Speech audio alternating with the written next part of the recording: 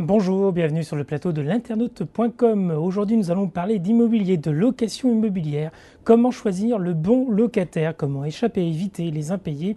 On reçoit pour cela Hervé de Kermadec qui a confondé le site Bprens. Bonjour. Bonjour. Pendant 30 minutes, il va répondre à vos questions et on commence tout de suite avec celle de Nathalie qui vous demande: bonjour, le mois prochain je vais réceptionner un appartement neuf pour le louer. Comment vais-je pouvoir détecter un risque d'impayé?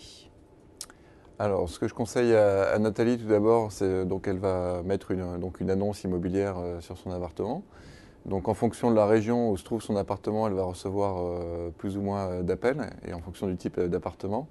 Donc, c'est vrai qu'aujourd'hui, en région parisienne, il y a un déficit de logements par rapport à l'offre. Donc, elle risque si elle cale un bon prix sur son appartement, elle risque de recevoir un grand nombre d'appels. Donc le premier conseil que je lui donne, c'est de mettre l'appartement au bon prix, parce que à mettre des prix trop élevés, c'est là on risque d'attirer les mauvais locataires qui génèrent ensuite des impayés par la suite. Pourtant, on pourrait penser que des prix élevés, justement des loyers élevés, ça élimine les locataires un peu compliqués, non? Pas du Non, tout. non, c'est l'effet inverse qui se produit parce que certains propriétaires ont tendance à inclure dans le prix du loyer les risques d'impayés. Et plus le loyer va être décorrélé en fait, finalement du prix du marché, plus les dossiers tordus et frauduleux apparaissent. D'accord. Donc c'est l'effet inverse qui se produit. Il y a plus d'impayés sur des appartements au-dessus du prix du marché que sur des appartements au prix. Donc le premier conseil que je peux lui donner, c'est plutôt d'avoir un prix au marché, ou voire même un petit peu en dessous du marché. Elle aura encore plus le choix pour choisir le bon locataire. Ensuite, je ne sais pas si cette personne va passer de particulier à particulier ou avec une agence, mais pour choisir un bon locataire, il faut demander un certain nombre de pièces justificatives à ce locataire. Donc il faut demander sa pièce d'identité, le contrat de travail si cette personne est employée, enfin toutes les pièces qui justifient les revenus de la personne, y compris les revenus type aide sociale ou autre, pour pouvoir au final avoir une vision complète des revenus de la personne et du coup de pouvoir mesurer la capacité locative de cette personne. La rencontrer? Parce que j'imagine que la rencontrer était aussi un élément important dans le ressenti qu'on peut avoir de la personne. Bien sûr, rencontrer la personne pour faire la visite de l'appartement. Et je dirais ensuite, quand on rencontre les gens, on peut aussi voir si l'offre match avec la demande du locataire. Et c'est un lien de confiance se crée spontanément. Voilà. Mais quoi qu'il en soit, un prix donc, au marché, voire un petit peu en dessous du marché, permet d'avoir des locataires de bonne qualité et qui vont ensuite rester longtemps dans l'appartement. Parce que les bonnes rentabilités locatives se font aussi sur des loyers qui sont au prix du marché, parce que le locataire est moins tenté de déménager si elle a l'impression qu'il a un bon prix pour son appartement. Donc c'est un cercle vertueux. C'est un cercle vertueux, tout à fait.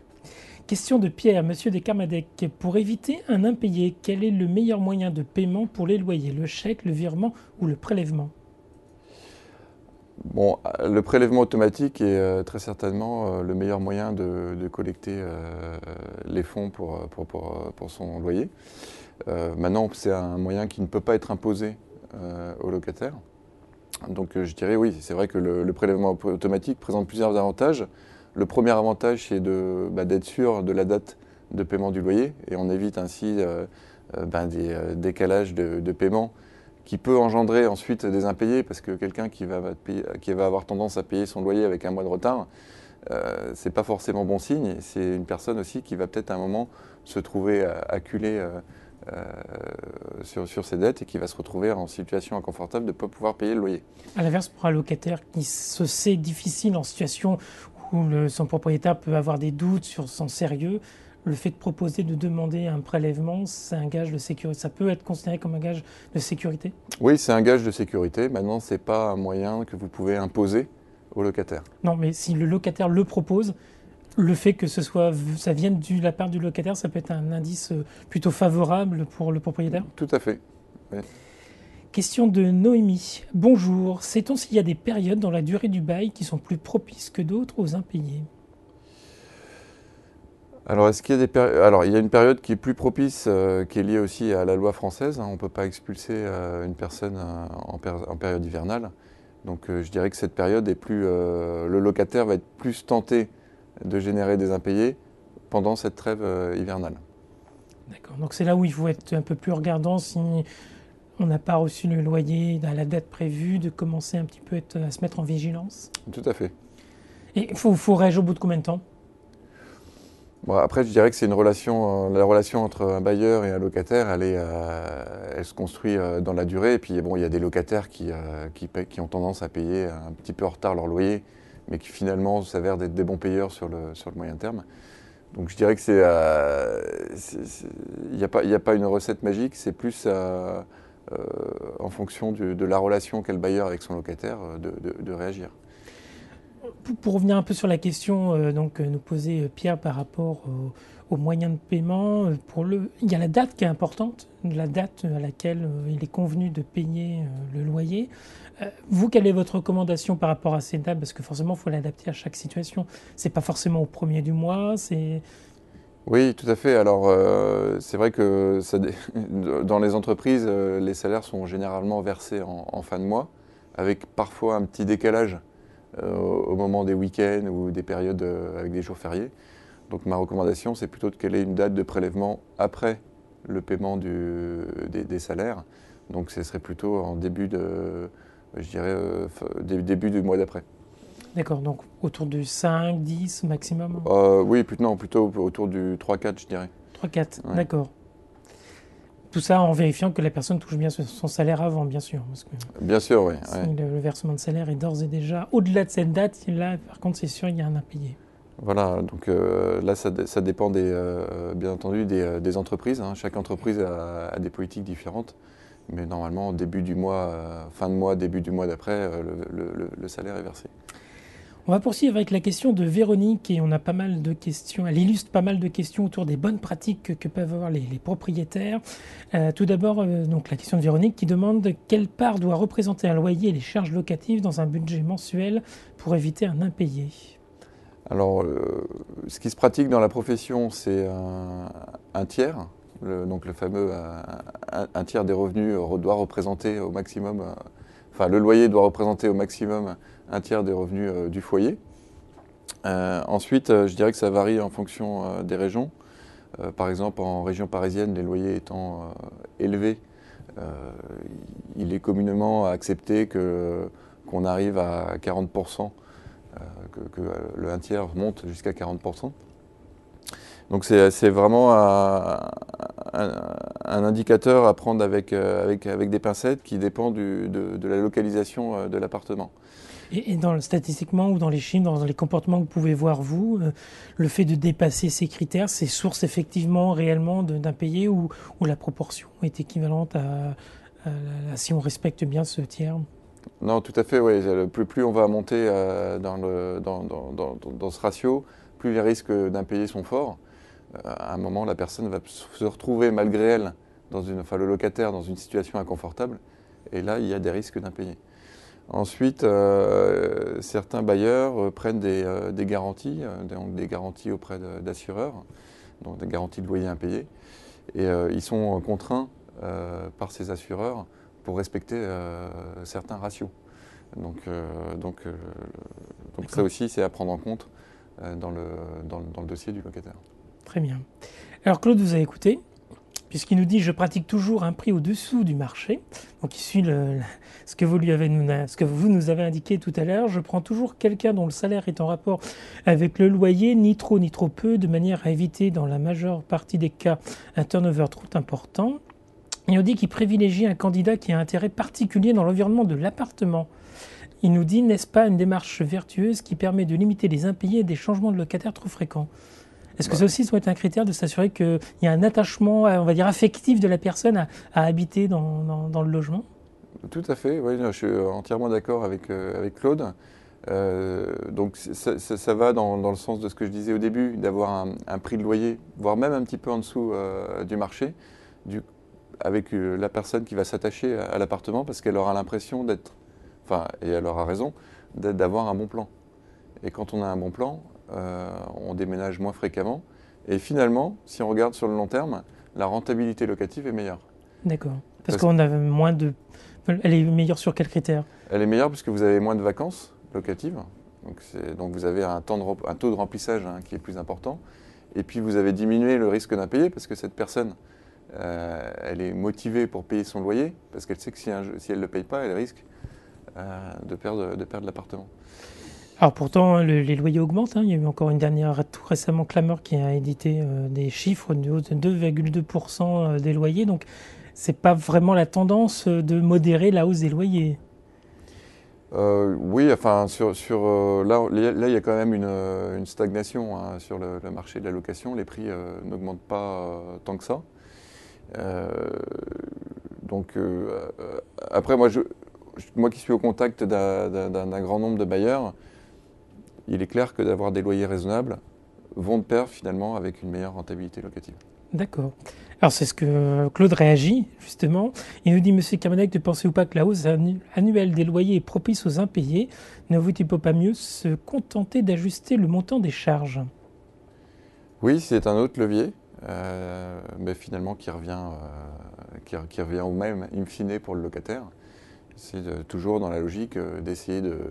Il ne faut pas que le loyer, si vous voulez, augmente plus vite, parce que le locataire, il rentre à un instant T sur des critères de solvabilité. Donc ensuite, si le loyer ne suit pas ou le montant des charges dépasse finalement sa capacité de paiement, le locataire va se retrouver à un moment ou à un autre dans une situation inconfortable et du coup, le risque d'impayé va augmenter. Ce que vous dites quelque part en creux, c'est le comportement de gestion du propriétaire a une incidence sur le loyer et donc le propriétaire ne peut pas rejeter sa responsabilité de gestionnaire quelque part sur le locataire qui lui va venir payer parce qu'à un moment donné il ne pourra plus payer, c'est ça? Tout à fait. Alors question de Lilian qui nous dit: bonjour Monsieur Kermadec, ne pensez-vous pas qu'une partie des impayés est une expression d'un mécontentement du locataire? Tout à fait, oui, ça peut être aussi ça représente une partie des impayés. Ce sont des conflits donc, ces impayés proviennent donc d'un conflit entre un propriétaire et d'un locataire, que ce soit sur, je sais pas, ça peut être la vétusté de l'appartement ou un litige à un moment donné. Et le locataire utilise comme levier le fait de ne plus payer les loyers pour que des travaux se fassent dans son appartement. Mais c'est dangereux parce que là il est en infraction. Là, il est en infraction, donc ça, c'est des situations qui sont inconfortables et pour le propriétaire et pour le locataire, finalement. Donc, et pour le propriétaire, parce que finalement, mettre fin à un bail de location est une procédure longue et complexe. Donc, s'il y a des impayés entre-temps, finalement, c'est une procédure qui coûte cher. Et pour le locataire, s'il est rentré dans un litige, c'est qu'il y a une situation inconfortable à un moment dans l'appartement. Donc là, ce qu'on peut dire à un propriétaire, c'est si jamais il commence à avoir des impayés réguliers et que ce n'est pas forcément lié à une situation financière, c'est qu'il doit se poser une question sur l'état de son logement qu'il a mis en location. Tout à fait, oui. C'est là où le locataire et le propriétaire, c'est ce que je disais tout à l'heure, ont une relation finalement qui se construit dans la durée et qui doit se gérer en bonne intelligence pour à un moment donné régler un conflit avec son locataire au plus vite avant d'arriver à une situation qui là est vraiment inconfortable pour le propriétaire, qui est cette situation d'impayé de loyer.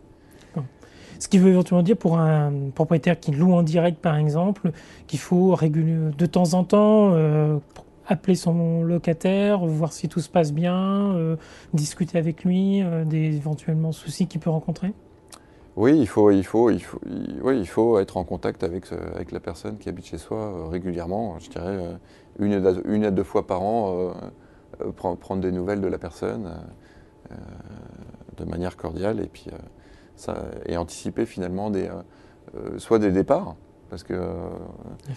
soit des conflits. Alors anticiper un départ, ça peut être bon aussi parce que souvent le locataire va être prescripteur aussi du logement par la suite.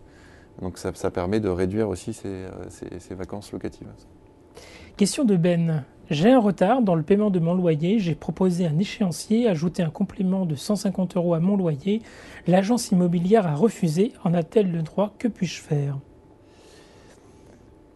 Alors, j'ai pas vraiment de réponse à vous donner. Ce que vous, oui, bon, c'est sûr. C'est plutôt un bon comportement. Enfin, on pourrait Oui, dire il a un retard, laissez le rattraper. Et on lui refuse. Il faut qu'il négocie un peu plus. oui, c'est à voir avec son bailleur en direct. C'est vrai que c'est surprenant parce que le bailleur, finalement, a un intérêt à ce que c'est un peu ce qu'on se disait à l'instant, a un intérêt à résoudre en bonne intelligence le conflit. Euh, Et là, on sent qu'il y a une accentuation du conflit puisqu'on met c'est un non catégorique. Alors après, ouais. peut-être qu'il y a trop de retard de loyer. En tout cas, dans une situation comme ça, quand il y a un intermédiaire, là, c'est l'agence immobilière, il faut faire quoi? Il faut prendre directement contact avec son propriétaire.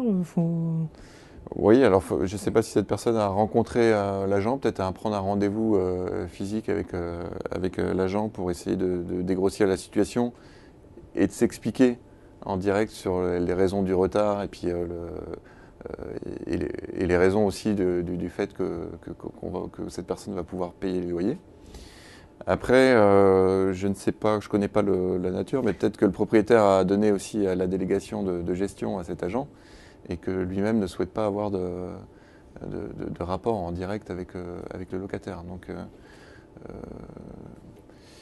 C'est un dossier compliqué. Non, dossier donc compliqué. là, il faut Ouais. prendre sur vous de la patience et revoir tout le monde et essayer de négocier et trouver l'arrangement enfin, qui convienne aux deux, quoi, en fait, au Ouais. final. Alors, juste une question la situation appelle la question de Dominique qui nous demande est-ce qu'il y a des situations de vie qui exposent plus que d'autres à un impayé? Oui, alors un impayé de loyer, il n'arrive pas forcément au début de la location. Il n'est pas forcément intentionnel de la part du locataire. Et c'est vrai que souvent des moments de vie comme la perte d'un emploi, euh, les divorces, sont des situations qui peuvent entraîner des impayés. Et ça, c'est pas facile à détecter quand on commence à signer un bail. Quand, vous, au quotidien, qu'est-ce que vous recommandez quand un propriétaire accueille un locataire voilà, est-ce qu'il peut anticiper? Est-ce qu'il doit faire attention à l'environnement économique? Non, oui, c'est pas facile, c'est pas facile à anticiper. On ne connaît pas la relation dans un couple, on ne connaît pas la relation de la personne au travail. Donc ça, je dirais que malheureusement, ce sont des faits de vie qui arrivent, qui peuvent entraîner des impayés, qui sont très difficiles à détecter. Après, ça n'entraîne pas systématiquement un impayé. Oui, parce qu'on peut peut-être rappeler que les impayés, c'est pas non plus une quantité extravagante, on va dire, hein. C'est autour de 2%, c'est ça? Oui, c'est autour de 2%. Alors, il faut voir aussi qu'ils Des ont locataires. des locataires, oui. Dans le parc privé, ils sont plutôt aux alentours de 4% dans le parc social. Mais il faut voir que depuis 2008, depuis la crise, les impayés de loyer ont explosé, hein. À un tel point même que certains assureurs ont revu leur politique de loyer impayé qui n'était plus rentable. Euh, et donc on voit bien que une crise économique a une incidence directe sur le paiement des loyers. Une personne qui perd son emploi, donc elle va toucher au départ des aides, des ACEDIC. Mais bon, déjà, elle perd quand même un tiers de son revenu. Et au bout d'une certaine durée, elle va ne plus toucher, si elle n'a pas retrouvé un emploi entre-temps, ne plus toucher l'ACEDIC. Donc là, forcément, le risque d'impayé est élevé. D'accord. Alors Roger nous pose cette question. Que pensez-vous des dispositifs qui proposent de déclarer un loyer impayé au fichier national des incidents de crédit au même titre qu'un crédit ou un chèque en bois? Alors moi, j'en pense pas grand-chose à titre personnel, en France, si vous voulez, il y a toujours, avec la réglementation de la CNIL, et puis je dirais que c'est philosophique. En France, on a du mal à accepter qu'il y ait un fichier central de particuliers, quel que soit le secteur, hein, qui centralise des données personnelles. Donc la mise en place d'un fichier me semble compliquée dans la philosophie française. Et ensuite, si un fichier comme celui-là se met en place, il faudra prévoir aussi la sortie des personnes qui rentrent dans ce fichier. Parce que si vous voulez, à un moment, il y a un impayé de loyer, cet impayé, il y a un conflit à un instant T entre un propriétaire et un locataire, qui est peut-être pas forcément lié d'ailleurs à la mauvaise foi du locataire, si c'est un conflit sur la vétusté de l'appartement. Et ensuite, le conflit se règle, le locataire règle son solde. À ce moment-là, il faut prévoir de le sortir de ce fichier central. Donc la mise en place d'un fichier comme celui-ci est complexe et pose aussi des problématiques de CNIL et philosophiques. Donc Roger, pas si simple ce fichier. Voilà. Michel vous demande comment solliciter la personne caution d'un locataire. Est-ce que dès qu'on a un loyer qui n'est pas payé, on peut tout de suite appeler la personne qui est caution, lui demander de payer le loyer ou faut un délai? Oui, enfin, le garant qui se porte caution du locataire est censé prendre le relais et payer les impayés de loyer. Après, à quel moment, là encore, c'est toujours une relation personnelle entre le bailleur et le locataire. Je dirais que si on le fait trop tôt et sans discuter d'abord avec le locataire, on risque d'aller dans une situation de conflit, peut-être alors qu'il n'y a pas lieu d'être, qui n'a pas lieu d'être. Donc non, il faut attendre un petit peu, il faut essayer de dégrossir la situation sans le garant et ensuite solliciter à un moment. Ouais. Ce qui veut dire que dans la sélection du locataire, il faut aussi porter une attention particulière à cette personne qui vient porter caution. Oui, alors la personne qui se porte caution, qui se porte garant, va signer aussi un document qui atteste qu'elle se porte garant. Donc il y a ce premier document à bien faire signer. Et de la même manière que pour le locataire, il faut collecter un certain nombre de pièces justificatives auprès de ce garant, donc notamment son identité, les pièces justificatives de ses revenus, et puis le contrat de travail si cette personne est salariée. Enfin, finalement, ce sont les mêmes pièces que collectées auprès du locataire. Mais pas forcément avec la même grille de lecture. Non, pas forcément avec la même grille de lecture, oui. Mais par rapport au locataire, qu'est-ce qu'il faut regarder le plus pour la personne qui est caution de ce locataire? Finalement, ça revient, ça revient quand même au même. Il faut regarder donc si cette personne est solvable en tant que telle, et regarder aussi si cette personne est locataire de l'autre côté, et voir si elle aurait les moyens aussi de. D'accord. Et ça, comment on se l'assure? Comment ça? Faut se renseigner, faut demander à nouveau des pièces justificatives. Ça, vous l'avez dans les pièces justificatives. Hein. D'accord. Vous avez ça soit dans les quittances de loyer si cette personne est locataire, soit dans les feuilles d'imposition qui sont demandées. D'accord, oui. Vous pouvez extraire tous ces éléments. D'accord. Question de Annick. Entre les cautions, les assurances et les garanties, quelle est la solution la moins coûteuse pour éviter un impayé? La solution la moins coûteuse est le garant. Donc le garant est une bonne solution finalement parce que le locataire va impliquer soit un ami ou alors encore plus communément une personne de sa famille. Et du coup, il va avoir un engagement moral, et c'est un peu une question d'honneur, de payer son loyer pour pas que son garant, avec qui il a un lien affectif fort, se retrouve dans une situation inconfortable. Et par rapport à ça, est-ce qu'il y a un lien qu'il faut privilégier, parents-enfants, amis, conjoints quel est le lien de parenté qui est le plus efficace par rapport à ce que vous dites là, ce lien de pas se mettre on va dire en domination de quelqu'un? Bon, je dirais que ça dépend de l'âge de la personne, mais bon, si c'est un étudiant ou une personne d'âge relativement jeune, la relation parent-enfant fonctionne bien. Donc pour demander aux parents de se porter caution pour leur enfant, c'est forcément une bonne solution. Ensuite, en fonction de l'âge de la personne, je dirais que les situations peuvent varier. Mais en tout cas, la caution auprès d'une personne physique est finalement la solution la moins chère parce qu'elle coûte rien, et une solution qui se révèle très efficace. D'accord. Alors, Tom vous a écouté par rapport à tous les descriptifs des documents qu'il fallait regarder, notamment les bulletins de salaire, et il nous dit pourquoi les 3 derniers bulletins de salaire ne suffisent plus, il faut aussi l'avis d'imposition ou une attestation de l'employeur.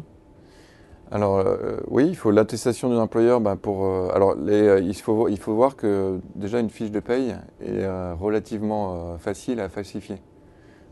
Aujourd'hui sur Photoshop ou même sur Excel, il est très facile de reproduire une fausse fiche de paye. Donc il y a aussi un ensemble d'éléments qui sont demandés au dossier pour pouvoir faire concorder un ensemble de données et limiter le risque de se retrouver face à une fausse fiche de paye. Ensuite, dans les avis d'imposition, vous pouvez voir si la personne est propriétaire par ailleurs et n'a pas... donc, propriétaire, et à ce moment-là, peut-être qu'elle loue aussi un appartement, elle reçoit des revenus. Donc ça peut être une source de revenus en plus que ce que vous avez dans les feuilles d'imposition. Et ça peut être aussi une source de revenus en moins si la personne a des charges visibles dans les feuilles d'imposition. Donc le dossier ne se résume pas à ce qu'on gagne tous les mois finalement, il se résume à son propre patrimoine. Et c'est là-dessus, c'est avec l'ensemble de ces pièces qu'on peut faire une analyse complète. D'accord. Et le contrat de travail est fait pour confirmer finalement les fiches de paye. Très bien. Et puis l'avis d'imposition, repérer s'il y a d'autres revenus qui peuvent venir aider, si jamais le salaire est pas assez important ou du coup on valorise mieux l'état financier de la personne. Tout à fait, oui. Et puis quand vous avez un conjoint, ça permet aussi d'avoir une vision globale du foyer. Et c'est un document qui est utile. À vous écouter, ça demande du temps d'analyser tout ça quand on se met à louer un appartement, si on le fait en direct. Il faut du temps pour analyser, pour vérifier que les chiffres sur les différentes pièces sont concordants.